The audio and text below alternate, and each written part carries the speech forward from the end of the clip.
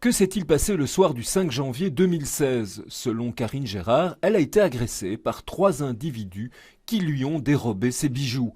Selon le parquet général, qui vient de rendre ses conclusions dans ce dossier, la magistrate aurait tout inventé. Les pièces du dossier, les pièces objectives, probantes, les analyses, les constats des médecins après l'agression montrent, selon notre analyse, la réalité de l'agression, la réalité du vol, la réalité du choc post-traumatique qui a peut-être entraîné aussi certaines amnésies partielles qui expliquent peut-être l'une ou l'autre contradiction du début des auditions. Le dossier est à présent transmis comme le veut la procédure au ministre de la Justice, Koen Geens, afin que ce dernier le transmette à la Cour de cassation. Karine Gérard et ses avocats, eux, s'interrogent sur les motivations réelles du parquet général. Le fait de ne pas être reconnu maintenant comme victime par le parquet est quand même étonnant.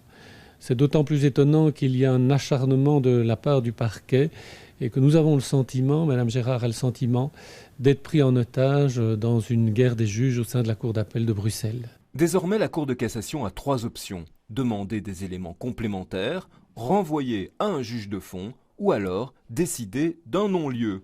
Le non-lieu, c'est ce que les avocats de Karine Gérard plaideront en cas de procès.